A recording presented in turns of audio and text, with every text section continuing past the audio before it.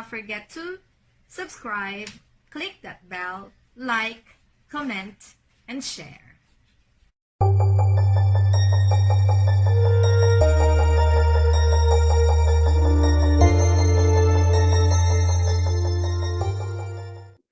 Now, what is innovation?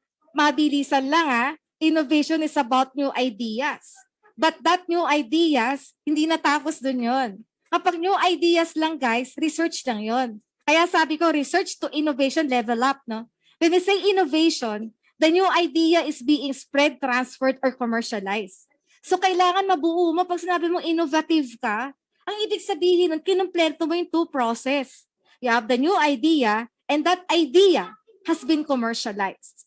And further, as said by the Philippine Innovation Act and the Innovation Startup Act, innovation should have social, economic, and environmental impact.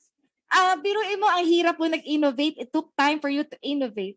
Dapat lang, no, that this innovation should have impact. What is the social impact?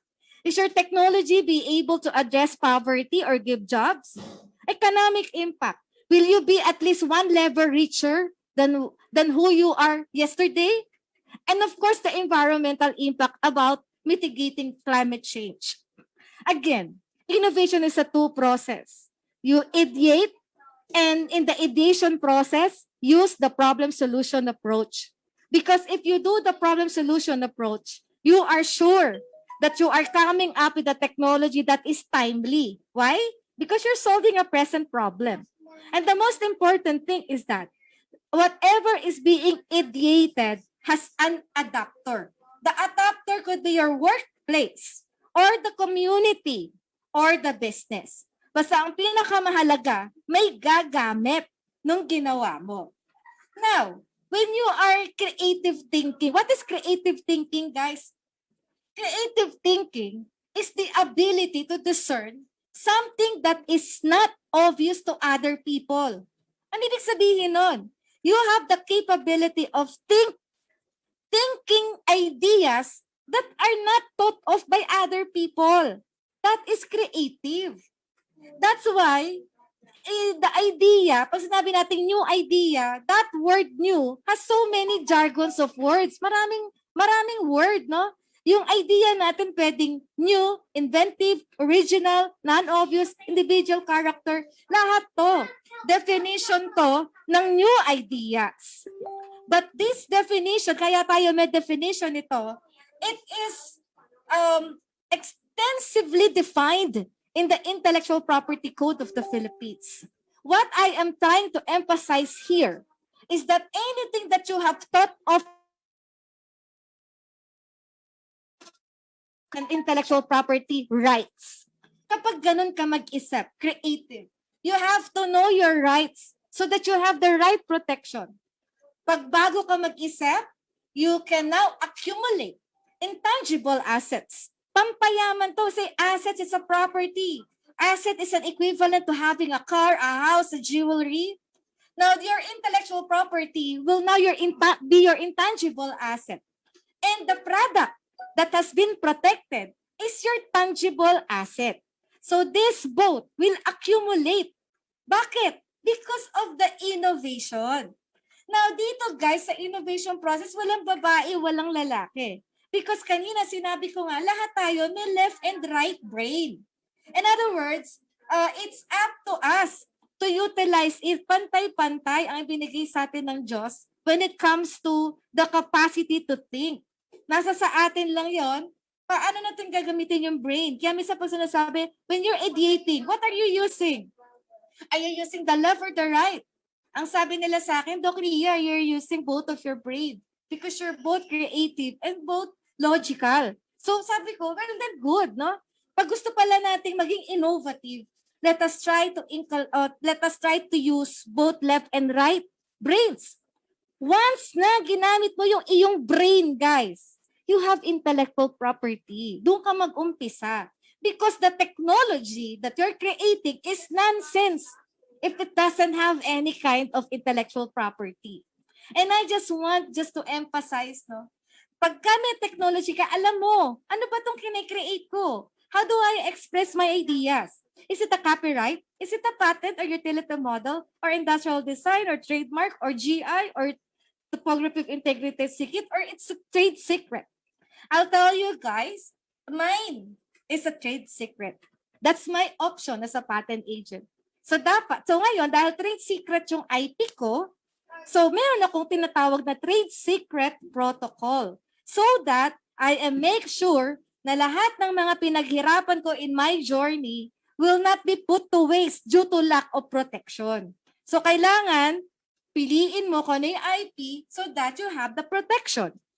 Now, lahat ng technology development will undergo this technology readiness level. I know that you are aware of this level. 1 to 9, di ba? From basic research up to your fully commercialized.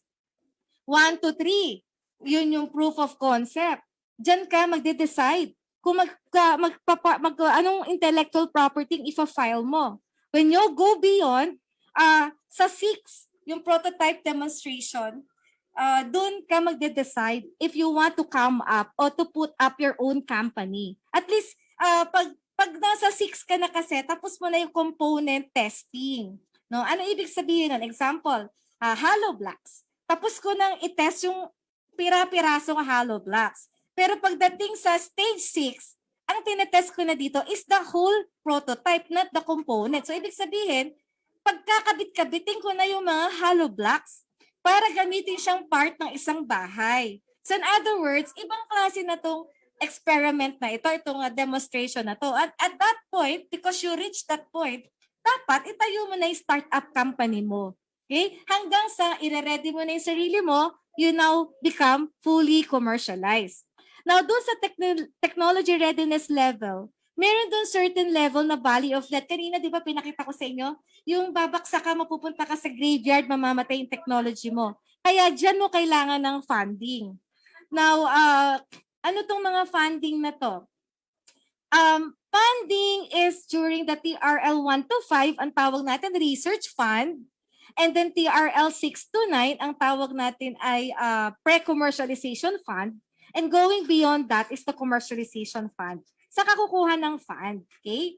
First, I put it on my own experience, no? I do it bootstrap. Sabihin ng bootstrap, ginamit ko yung sarili kong pera. Okay?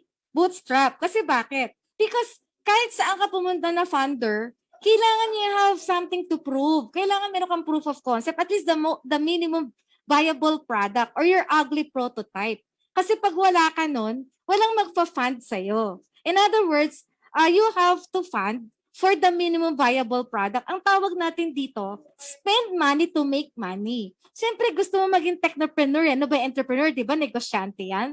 Entrepreneur yan eh. So, ibig sabihin yan, namumuhunan ka. So, the first part, lalo na yung basic research, could now be part of your capitalization. Then next is the pre-commercialization. In the pre-commercialization, ito yung inaayos mo na yung technology mo as a whole component. Tinetest mo na siya kung mag-work siya or what. You're checking the manufacturing. You're building, you're scaling up your line production. No, kasama dyan yun. Ang kailangan mo dyan, seed fund. Sa Israel framework, ang seed fund kasi nasa ilalim pa siya ng lupa, seed. So ibig sabihin, hindi nakikita yung branch. Wala siya nakikita pang success points or any milestone that will prove that your technology will be successful. So kapag seed ka pa lang, pre-commercialization, wala ka pang napuprove, typically, the people that will fund you would be the government. Kasi mandated ang government to support startups. Or you can ask funding from angels. Kasi yung mga angel investors, they fund based on trust. So sino itong mga to? Friends, family, acquaintances, somebody who knew you. Nagpa-fund sila not because of your technology. Nagpa-fund sila kasi kilala ka nila kung sino ka as a person. They trust you as a person. Kasi nga, di ba kanina doon sa journey, no? Ibinuo mo yung sarili mo eh. Meron ka, di ba, talent, skills, a degree, your certifications, licenses, nag-aral ka na nag-aral. So, ibig sabihin, this gives you now the person that these angels would like to invest on. Now, kapag meron ng mga sanga may mga leaves na, ibig sabihin, yung seed, namunga na, meron na siyang kahit papanong dahon-dahon, commercialization yon. In the commercialization, what you need now is the venture funding. Venture funding will only fund if they now can see any proof of possible success of the technology. Dito yung venture capitalist, they would now fund getting a certain percent ownership on the equity on the shares. Okay? So, in other words, guys, ito yung pinakamasaklap na part ng being a technopreneur, no? Because you need funding, you're now removing your 100% control on the company.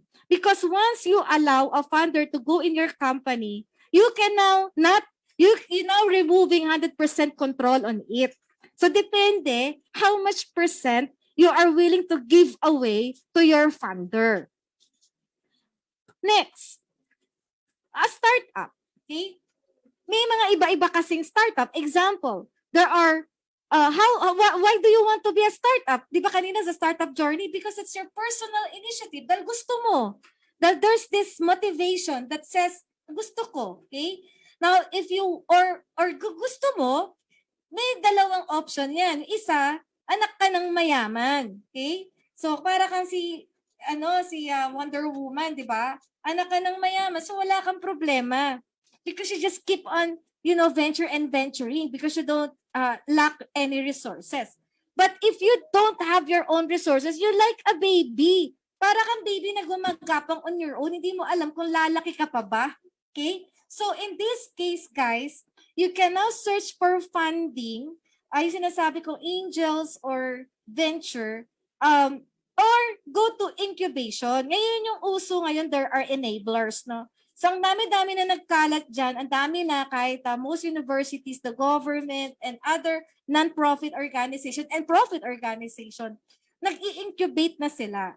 They are either incubators or accelerators, di ba? Katulad ng Cubo, di ba?